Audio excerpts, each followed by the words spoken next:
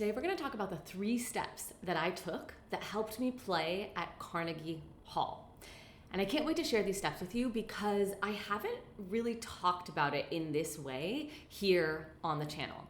And today it's just going to be you and me.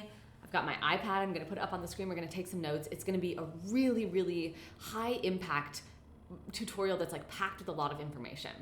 Now, before we get started, I just have to share with you, I don't know how closely you've been watching my content lately, whether it's here or on Instagram, but I'm really, really, really excited to be recording because we had some unexpected issues come up over the holidays. And so we've been dealing with like leaky pipes and repiping the house and construction, and this whole area behind where I film was like a demolition zone for the last couple of weeks. So I can't tell you how glad I am to be here recording this video for you right now. Okay, so for those of you that don't know, I had the opportunity to play at Carnegie Hall. When I was doing my undergrad, I was doing a lot of competing.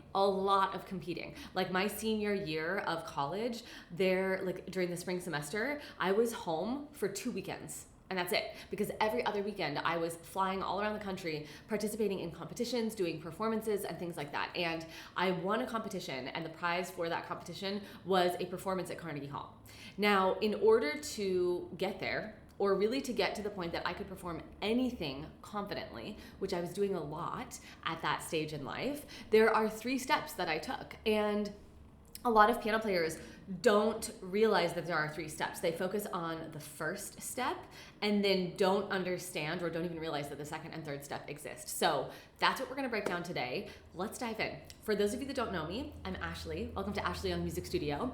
Here on the channel, I teach you how to practice smarter, not harder. And at this point, I've worked with thousands of adults from all over the world. I have more than 20,000 hours of my own personal practice time. And let's dive in. Okay, so the first step in order to get to Carnegie Hall, in order to get to any confident performance, whether that's playing for yourself, your own enjoyment, a friend, a family member, a recital, any scale of performance, is to practice correctly to get the foundation. And I was thinking about this, and this actually popped into my head last night as I was trying to fall asleep. And really what that means, and I'm gonna write this down for you so that we have this on the screen and so that it really hits home. So number 1 is to practice correctly to get a solid foundation.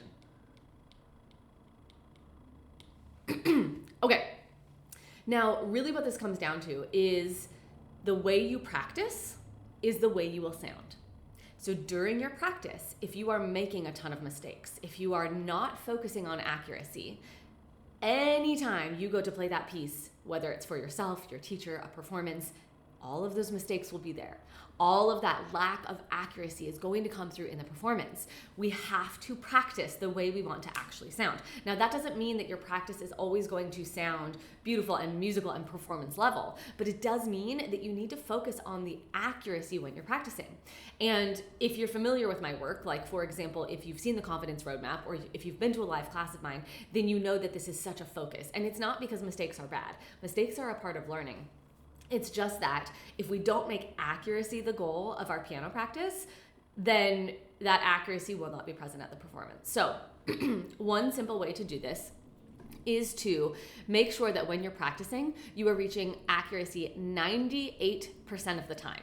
Okay? So that means like if you're doing 10 repetitions, at least 9 of those repetitions are correct. Technically all 10 of them would have to be correct, but we'll say 9 out of 10 would have to be correct. And when I say this, a lot of piano players will be like, well, it's hard. Like, it's a difficult piece. How am I supposed to play it correctly? And to that, you have to slow down and you have to work in smaller sections. Okay, so we're focusing on accuracy. We're practicing correctly to get a solid foundation. Now, this is something that I talk extensively about on the channel, so I'm not going to spend too much time here. If you want help with this, I also have a new course called Learn Any Piece in Half the Time, and the entire purpose of this course is to help you build that solid foundation. And so if that's something that you struggle with, if you don't know how to be accurate in your practice, or you know that your practice isn't building that solid foundation, I'll put that in the description below because that would be a really, really great recommendation for you. Okay, step number 2, and this is one where people kind of really skim over or don't understand that this is a part of the process. So step number 2 is to prepare for the performance by focusing on musicality. So focus on musicality. Now, here in step number 2, the assumption is that you've done the first step. So you have the basic rhythm down, you have the accuracy, you have the notes, you have the fingering, but maybe at this stage there's now like one section that keeps tripping you up, or you're struggling to make it sound actually musical. Like you listen to the recording and you're like, wow, it sounds so good. Why is mine kind of like stalling at this place? Or why does mine lack flow? Or why does mine sound like a robot, right? And so here at this point, we're really starting to focus on the transitions between sections. That's one of the biggest spots where people struggle with musicality is like, you know, let's say you have a section and then a different section and they sound pretty unique.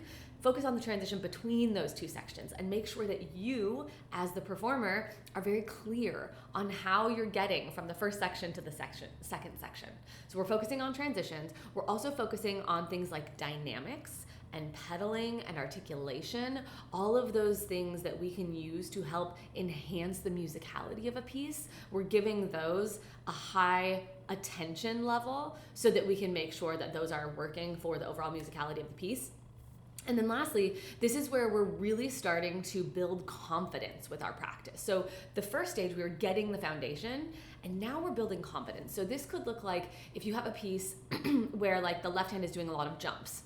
And let's say you're accurate with the jumps, but every time you get to the jumps, you feel nervous. This is where you're gonna practice those jumps with like the next level of practice techniques. So things like practicing in rhythms, things like practicing in flash practice, things like practicing with your eyes closed so that you're building confidence. So not only are you playing things accurately, but you're very confident with the fact that you can 98% of the time play them accurately.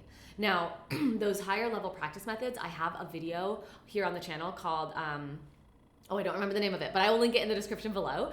And that's a video where if you want those next level practice techniques to help you like build that confidence, you would want to watch that video and implement those techniques because it will help you. So step 1, foundation. Step 2, we're focusing on the musicality. I should say building confidence really is also a part of that. Building confidence. And obviously we're building confidence through how we're practicing. And then step 3, this is the one that like a lot of people don't even realize exists. And it's completely different from step 1, and I will explain why here in just a minute. So step 3 is to practice performing.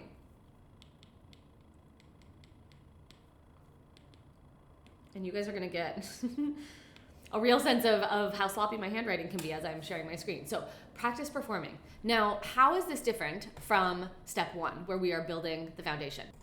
There's one main difference. When you are building the foundation, you are never skimming over your mistakes. You're always tracking your mistakes, not because you're gonna be hard on yourself, but just because you're going to come back and fix the mistakes.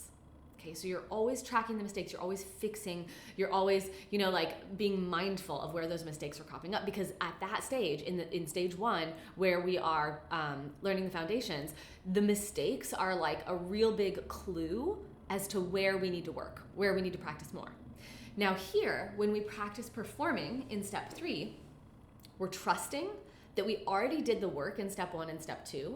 And so now when we play through the piece, beginning to end, like when we go to practice the performance, we're completely ignoring the mistakes. We're staying in the moment of the music. We're starting at note 1. We're going all the way to the last note, and we are not going back to fix those mistakes. We are not getting hung up on those mistakes. We are not allowing our brain to what is the word I'm looking for? To like mull over those mistakes, right? We're just letting them go. We're staying in the flow of the performance. We're going beginning to end, and we're done.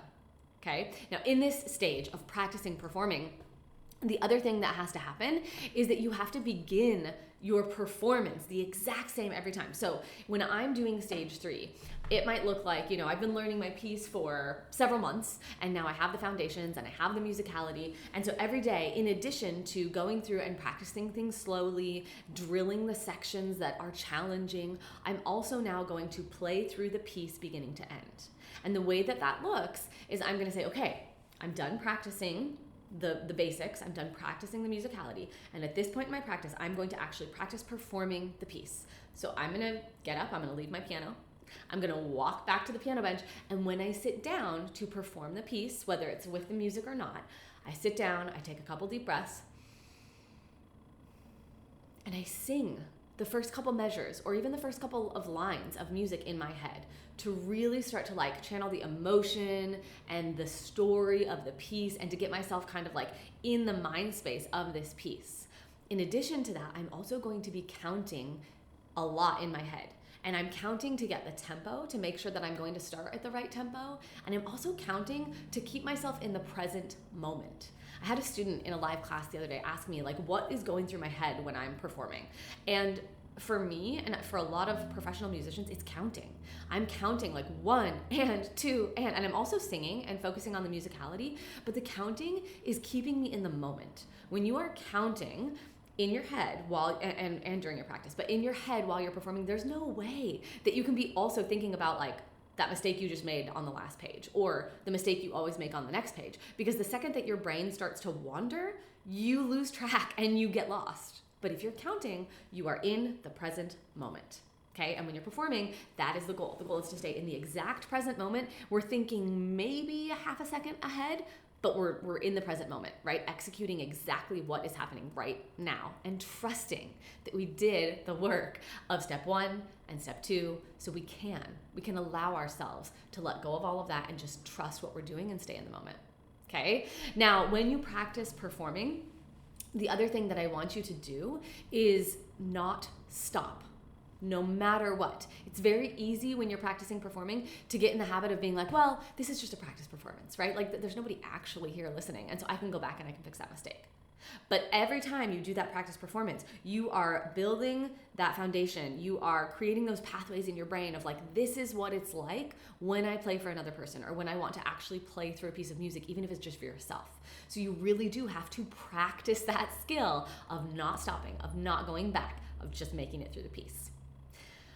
All right, now for step 1, I have the Learn Any Piece in Half the Time course. That's going to help you build those solid foundations.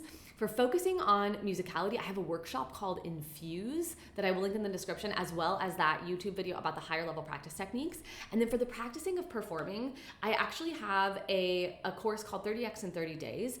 And I actually take you through all of these stages in that course in a shortened format, but you will go way more into detail. And the purpose of that course is to help you overcome performance anxiety. So we do talk about all of this in that course. That's a really accessible course as far as price goes. So I will also put that in the description below. And then I have to know if you liked this video. So comment below and let me know. If you saw my video like maybe a month ago, I kind of announced that I was going to be doing these style of videos where it's just like you and me and the iPad, and I'm not going to be having someone edit it. We're not going to be adding in like all the clicks and stuff, because I really miss teaching like college classes. I miss teaching those one-on-one lessons where we really just get to like dive into it and talk. And I love the creative process of also like, you know, coming up with the edits and watch, you know, having a member of my team layer in that next level of creativity. But there's something right now that I just have to get back to this style for now. So like something inside of me is saying like, just do this. So let me know in the comments below if you like it or not. Subscribe to the channel because I have a video that comes out long form like this every single week. I also have shorts that come out every single day. And then give the video a thumbs up and copy the link and share it with a friend, especially if you found something in here useful. Like make sure that you spread the word. Share this in a Facebook community or on Reddit or somewhere where other piano players hang out so that they too can have some really big ahas and takeaways and understand what it really takes to do a high level performance.